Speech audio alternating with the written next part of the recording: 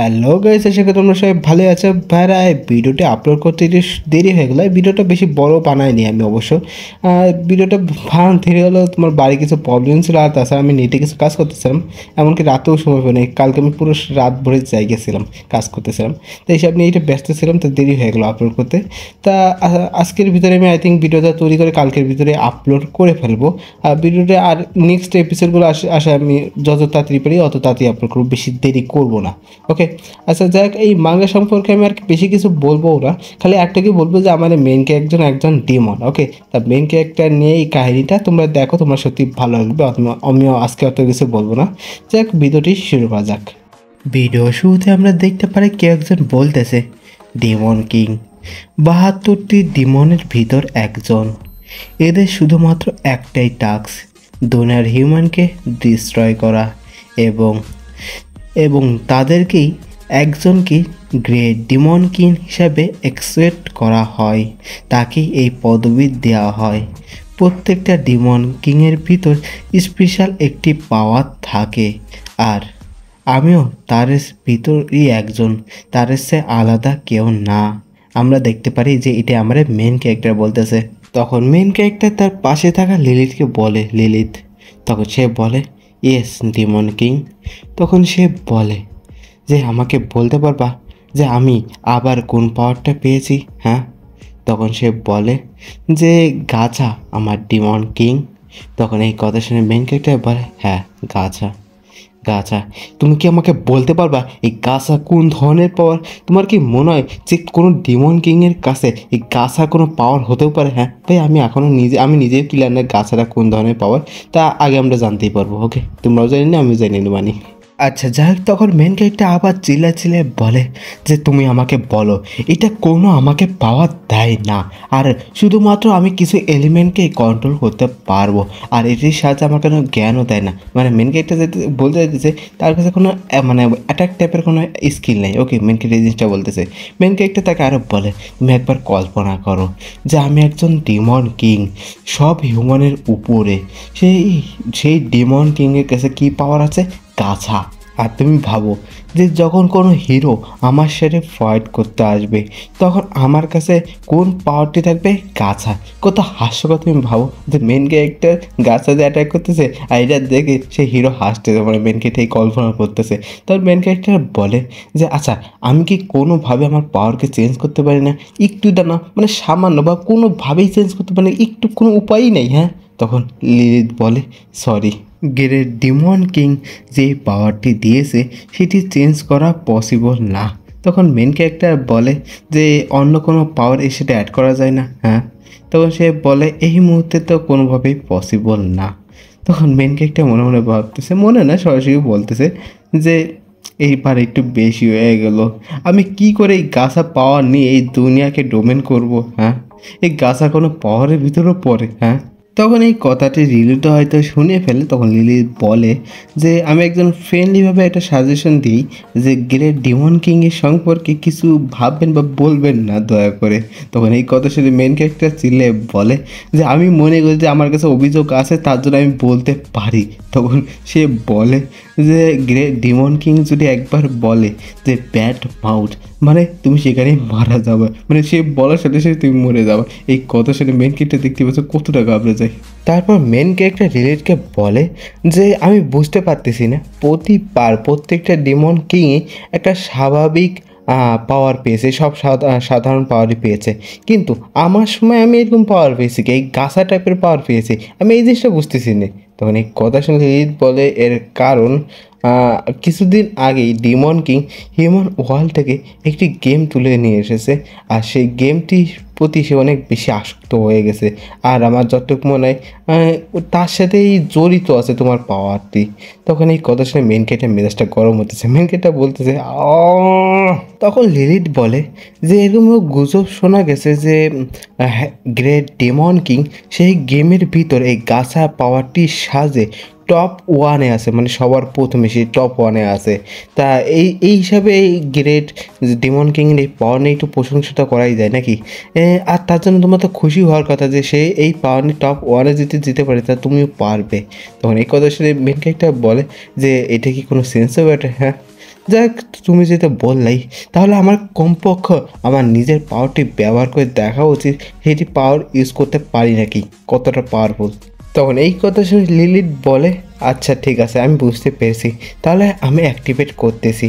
তারপর মেন গেটের আশেপাশে একটি সার্কেল টাইপের কিছু একটা ওপেন হয়, বা বলতে পারো একটা সার্কেলই খোলা হয়। তো তার ভিতর থেকে অনেকগুলো বক্স বেরিয়ে আসে। মেন গেটটা বলে, এগুলো কি? হ্যাঁ, তখন সে বলে যে এবার ওপেন করুন। তখন সে ওপেন করতেছে, তখন আই থিঙ্ক লিলিথই বলে যে এই বক্সটি ওপেন করে হয়তো আপনি কোনো ম্যাজিক্যাল পাওয়ারও পেতে পারেন, কিংবা ডিমন কিং, সরি ড্র্যাগন, কি ড্র্যাগনও আসতে পারে, কোনো ডাইনোসর বা ড্র্যাগনও আসতে পারে।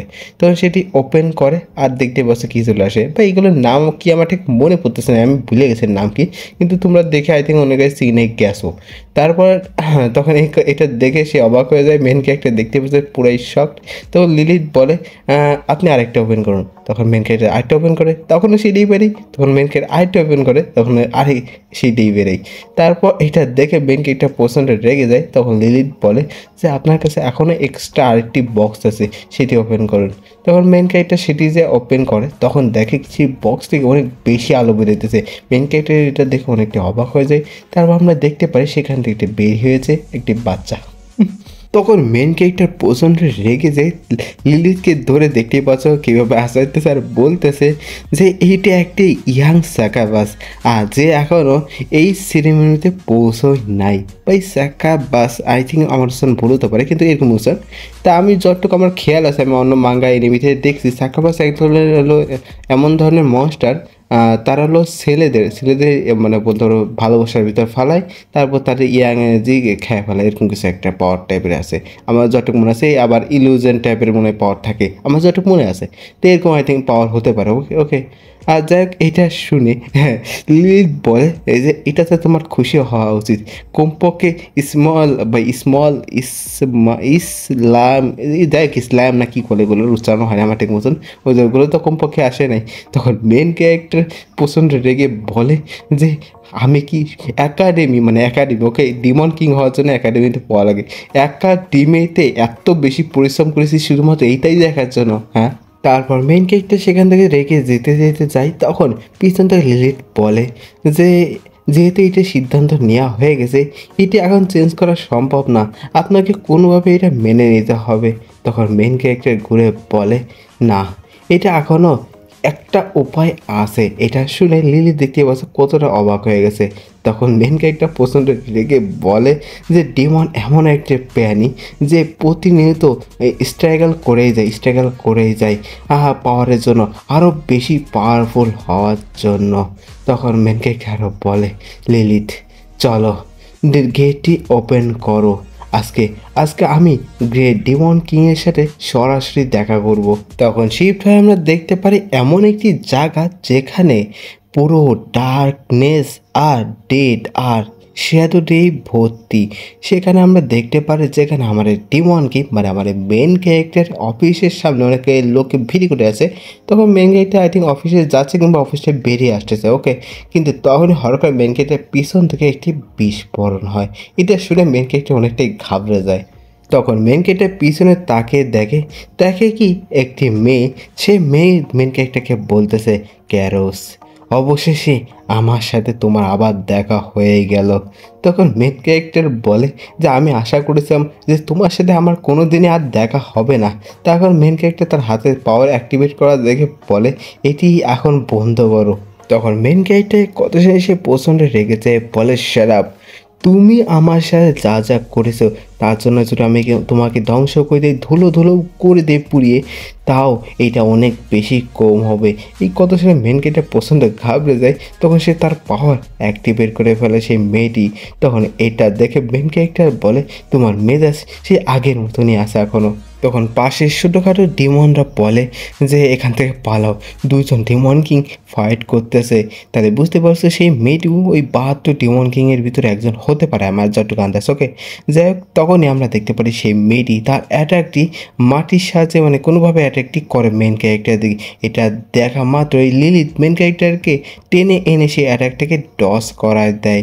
তখন লিলিথ আবার মেন ক্যারেক্টার দিকে অ্যাটাকটি করে। তখন লিলিথ তার পাশে থাকা চেয়ারটি নেয় আর সেই অ্যাটাকটির দিক ছুড়ে দেয়। তখন সেই অ্যাটাকটি সেই চেয়ারের সাথে লাগে আর সেখানে দেখতে পাচ্ছ ডিস্ট্রয় হয়ে যায়, ধ্বংস হয়ে যায়, গুঁড়ো গুঁড়ো হয়ে যায়। তখন সেই মেয়েটি অনেক বসে চিল্লে আবার অ্যাটাক করতেই যাচ্ছিল। তখন লিলিথ তার দিক অ্যাটাক করতে যাচ্ছে আর বলতেছে এটি একটি সিক্রেট প্যালেস। ওকে, মানে হ্যাভেনলি প্যালেস যেরকম বলি, সিক্রেট প্যালেস। এখানে আমরা গ্রেট ডিমনের সাথে ডিমন কিংয়ের সাথে দেখা করার জন্য এখানে অপেক্ষা করি, এখানে ঝামেলা করেও না। এই কথা বলে তার দিক যাচ্ছে।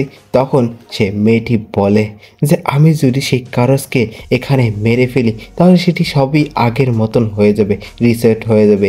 এই কথা বলে সেই লিলিথ পর অ্যাটাকটি করে দেয়। দেখতে পাচ্ছ সেই অ্যাটাকে লিলিথের কি খারাপ অবস্থা যায়, লিলিথ দূরে যায় একটি দেওয়ালের সাথে ধাক্কা খায়। এটা দেখে মেন ক্যারেক্টার অনেকটা ঘাবড়ে যায়। মেন ক্যারেক্টার বলে লিলিথ। তখন আমরা দেখতে পারি লিলিথ তার পাওয়ার অ্যাক্টিভেট করে বলে যে আমি ডিমন কিং কোরসের সেক্রেটারি, মানে আমার মেন ক্যারেক্টার সেক্রেটারি। আমি থাকতেও যদি আমার ডিমন কিং কোরসের একটু যেন ক্ষতি হয় তাহলে আমার অস্তিত্ব থাকার না থাকার ভিতর কোনো পার্থক্য নেই। এই কারণে আমার জীবন দিয়ে হলেও আমার ডিমন কিং কোরসকে আমি প্রোটেক্ট করব। তখন এই কথা শুনে সেই মেয়েটি বলে তাই নাকি? হ্যাঁ, তাহলে তাহলে আমি তোমার দুইজনকে মেরে ফেলবো এখানে। তখন মেন ক্যারেক্টার বলে পাতেশিয়া, আমি জানি যে তুমি আমার পর কোনো কারণে রেগে আছো, কিন্তু আমাদের এই জায়গায় এইসব না করাই ভালো, কারণ গ্রেট ডিমন কিং রেগে গেলে আমাদেরকে পানিশমেন্ট করবে। তখন এই কথা শুনে পাতেশিয়া বলে শ্যাট আপ, তুই এখানে যদি আমি তোমাকে মারার কারণে গ্রেট ডিমন কিংয়ের কাছে শাস্তিও পাই তাও আমি রাজি। তখন মেন ক্যারেক্টার মনে মনে ভাবতেছে যে আমি যদি তার সাথে এখন ফাইট করি আমি শিওর হেরে যাব, কিন্তু কিন্তু আমিও তারই ভিতরে একজন, আমিও ডিমন কিং, আর এটি আমার জন্য অপমানজনক। আর এর সাথে সাথে আমার এই এপিসোডটি শেষ হয়ে যায়। ভাই ভাবছিলাম তো কমপক্ষে 20 মিনিটের ভিডিও আপলোড করব, কিন্তু দেখলাম ভিডিওটা বানানোর সময় পাইতেছিলাম না। আসলে শুধু অত বেশি মানে অত দিন দেরি করে আমি ভিডিও না আপলোড করে একটা আপলোড করে দিই তাড়াতাড়ি, কিন্তু সেকেন্ড ভিডিওটা আমি একটু বড়োই করবো না। ওকে, কমপক্ষে 20 থেকে 30 মিনিট আমি চেষ্টা করবো, 20 কিংবা 30। ওকে, 20 কিংবা 30 মিনিটের একটা ভিডিও আপলোড করে দেবো। আর তোমরা অবশ্যই আমার এই ভিডিওটি দেখার প্রথমত আন্দাজ লেগে গেছে অনেকটা যে আমার মেন ক্যারেক্টার কোন টাইপের হতে চলেছে আর কোন টাইপের তার পাওয়ার হতে চলেছে, কাহিনীটা কোন দিক যেতে পারে, তোমার হালকা তো আন্দাজ লেগেই গেছে। এর জন্য অবশ্যই নেক্সট এপিসোড লিখে দিও যদি তোমার এই ভিডিওটির নেক্সট পার্ট চাই। ওকে, তাও তোমার যদি সাপোর্ট দেখো তাহলে আমি রেগুলার আনবো, আর যদি তোমরা সাপোর্ট বেশি না দেখো তাহলে এটা আর বেশিটা আনবো না। ওকে, এটা এমনিতেই তোমার অনেকগুলো এপিসোড আছে, খুব বেশি এপিসোডও না কিন্তু মোটামুটি আছে, অনেকগুলো এপিসোড আছে যে অনেক দিন চলে যাবে আমার। ওকে, আচ্ছা দেখ, ভিডিওটি ভালো লাগলে লাইক কমেন্ট শেয়ার করে দাও। Good bye, tata, see you.